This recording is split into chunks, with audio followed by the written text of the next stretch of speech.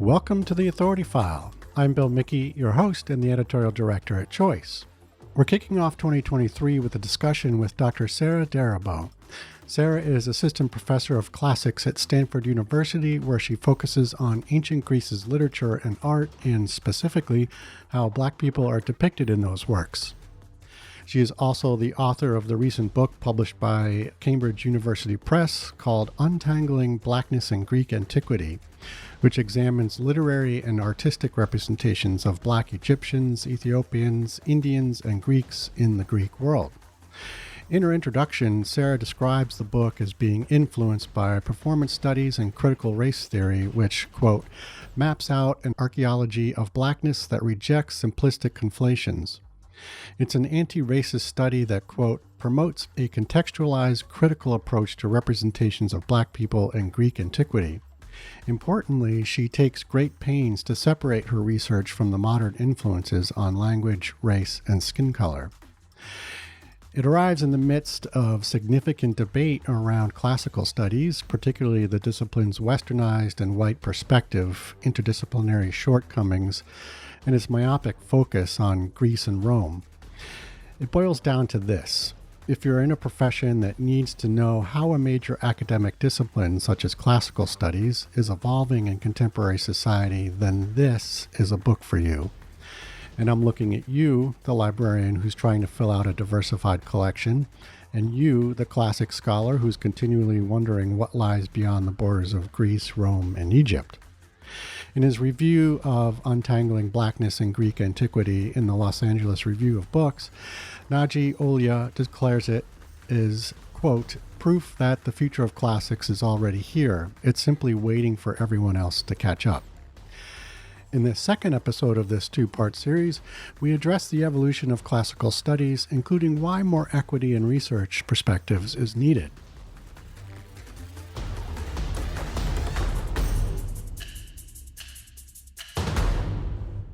Okay, so the classics tend to focus specifically on ancient Greek and Roman civilizations, excluding ancient civilizations in Asia, Africa, and the Americas. To address this, some have called for a decolonization of the discipline, offering solutions like expanding to an ancient studies umbrella or deprioritizing Greek-Roman history.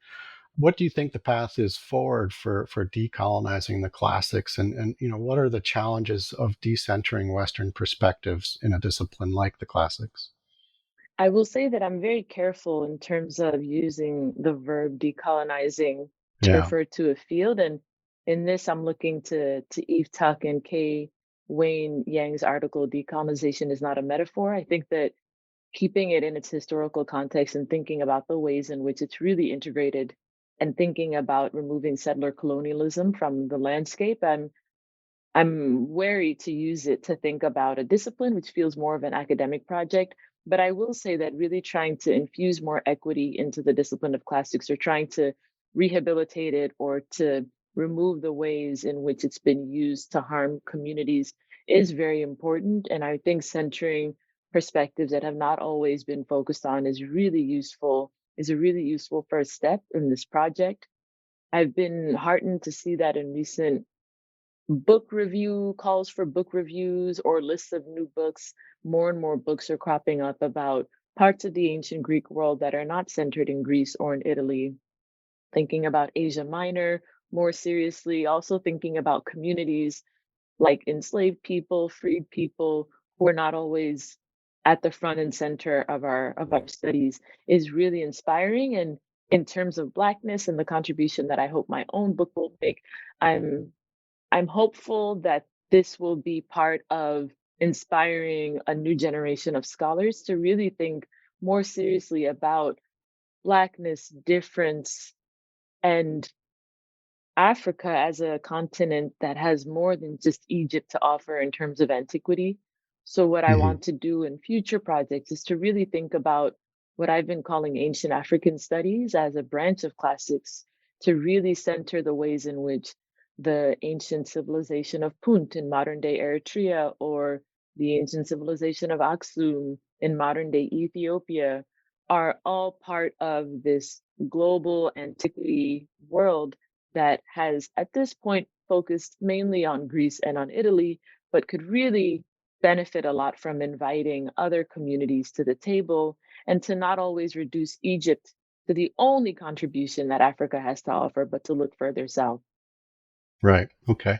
So, in the introduction to your book, you discuss Kenyan author and academic Gogi wa Thiong'o, who spearheaded the effort to reject English and instead use native languages in the literature curriculum. Referencing this, you include this footnote. Although Gogi's decolonization efforts inspire my investigation of ancient Greek literature and art, I refrain from applying the language of decolonization to this inquiry because such an act would strip the methodology of its context for the sake of an inclusive yet superficial metaphor. And you've talked about this just now a little bit, but what are the shortcomings or limitations of attempting to decolonize the subject area, especially the classics? There are two main issues I see in addition to what I've talked about earlier. The Yeah. first is that when we tend to use decolonize to describe X, decolonize the classroom, the curriculum, it tends to be very superficial because the assumption is that we can decolonize it in a day or in a week or in a class session. And it risks superficiality at the expense of the actual depth that the material deserves and requires. So Hmm. I find that it's almost easier to do the work. And then in retrospect, maybe you can call it decolonized work, but to do it before you begin the task to me seems a bit mm, biting off more than you can chew or promising more than yet you have yet figured out how to deliver because it's difficult, it's messy, and it's a very long-term vision to have. So that's Hmm. the first problem that I have with the term. The second, and this is something that I came up across when I was thinking about the title of the book, I originally wanted to call it Decolonizing Blackness. And one of my readers, one of my anonymous reviewers rather, helped me really think about what happens when you use this language in reference to the past. The assumption then, if you're decolonizing classics, is that classics or the ancient material is colonized. And it's not Yeah. the ancient material that's colonized, it's the way that we view it that's Mm. colonized. And so it can inadvertently direct people to thinking that somehow Cicero and Marcus Aurelius and all of these figures had colonized minds that we're trying to liberate, when really they had their own biases, as a lot of rulers did, a Yeah. lot of Roman emperors did, but it wasn't quite the same sort of colonizing mindset that we think of today.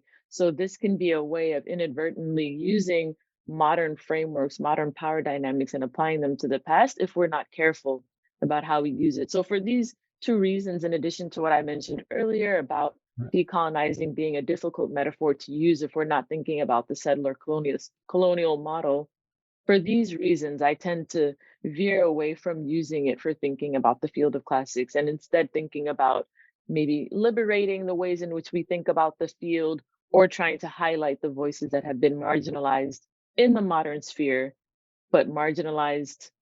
Yes, marginalized in the modern sphere, but not particularly in the ancient. Hmm. Yeah, it gets a little confusing sometimes to keep the present and past separate and distinct. Hmm. um, so your current research includes the intersections between Greek and African antiquity. Can you talk more about this convergence? Do you have and maybe some share some examples of that? Sure, sure. 2 summers ago, I decided to take up the study of Ge'ez, which is also referred to as Classical Ethiopic. And this language is akin to Amharic, the modern language in Ethiopia, in the ways that Latin is akin to English. So it's Mm. a parent language of what is a modern language, but it's ancient, it's classical, people don't speak it anymore. It's mainly a liturgical text used in the Ethiopian Tewahedo Church, in the Ethiopian Orthodox Church. This is a language that I had grown up hearing when I would go to services, a language that people in my family have studied as well, but it was something that I had never realized could be an academic subject area. So as I studied it, I really started finding more and more connections with Greek antiquity because these languages were not neighbors, but they were contemporaneous. Mm. And in fact, it's called a stela, which is a monument It's very tall and pointy that's in northern Ethiopia today. And there's one that has three different sides of it. So it seems like it was some sort of tombstone or maybe a marker of a military victory that's written in Ge'ez, the script from Ethiopia, in Greek, and in Sabaean, which is a language from the Arabian Peninsula. So with artifact finds like this, with this sort of epigraphy, this really piqued my interest to really think more about how different cultures are interacting with ancient Greece in the fourth, fifth century CE.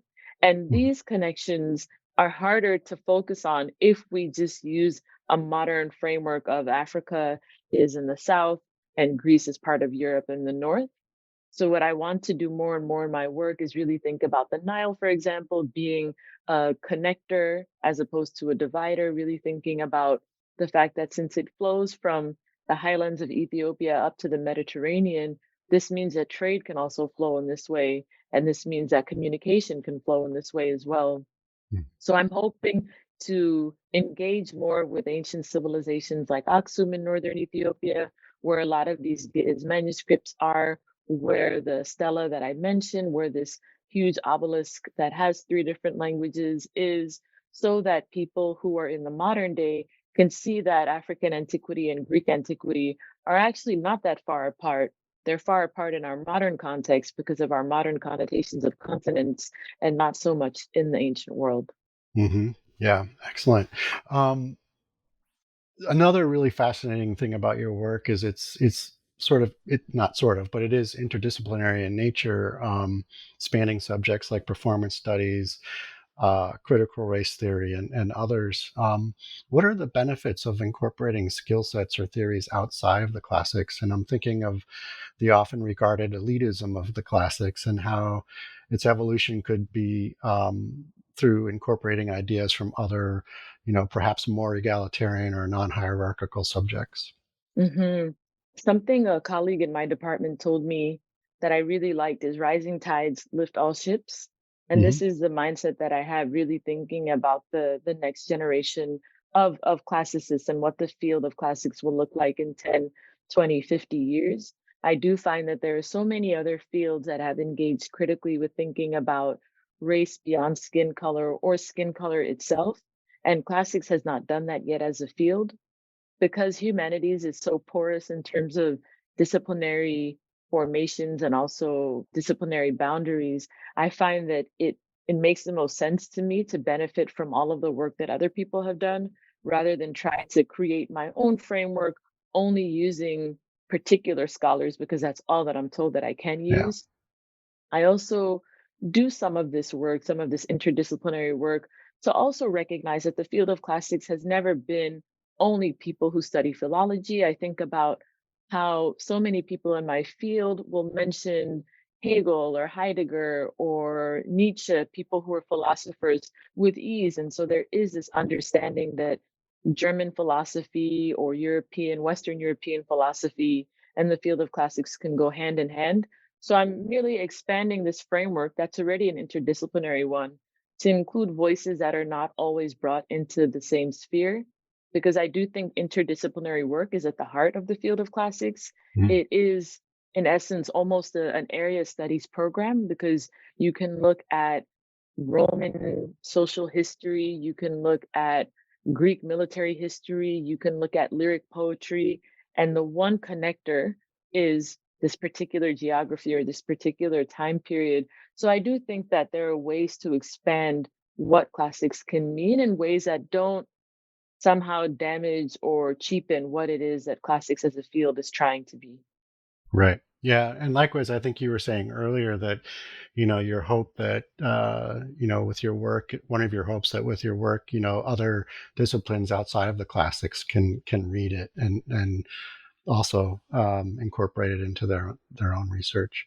I'm more humble in that regard only because I have not formally been trained in these other disciplines. So Hmm. a lot of the readings that I'm finding or scholars I'm engaging with are ones that I've happened to come across or have been very eager and gone to their talks. So I do recognize that as much as I do want it to have an impact in African American studies and African studies, I also recognize that I'm trained in the field of classics and my work is most legible to those communities. So I also want to be humble in the ways in which I imagine what the impact will be on these different disciplines. Right, right. So in your book, you share hopes for scholars to expand on your work in untangling Blackness in Greek antiquity.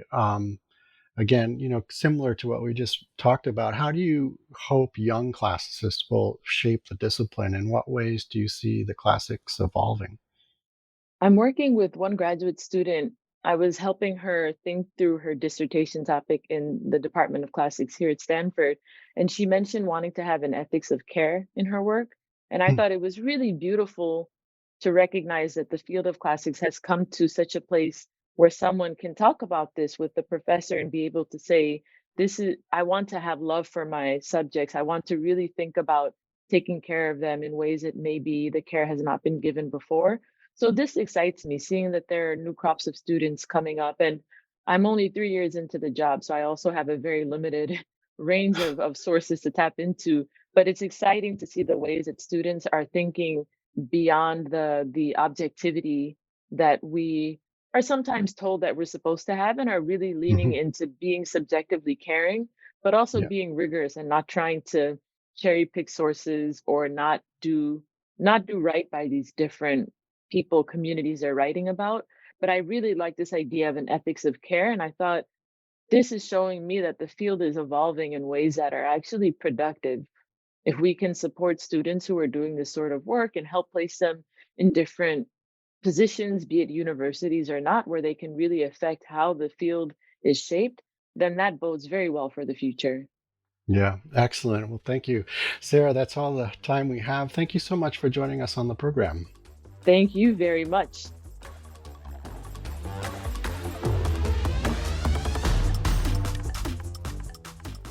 You just heard from Dr. Sarah Derbew, Assistant Professor of Classics at Stanford University, where she is affiliated with the Center for Comparative Studies in Race and Ethnicity and the Center for African Studies. She is also the author of the book Untangling Blackness in Greek Antiquity, published by Cambridge University Press. As always, underwriting opportunities for the Authority File podcast are directed by Choice's advertising manager, Pam Marino, and all of our episodes are produced and edited by Choice's digital media producer, Sabrina Kofer, with support from digital media assistant Ashley Roy. That's all for this week. Thanks for joining us.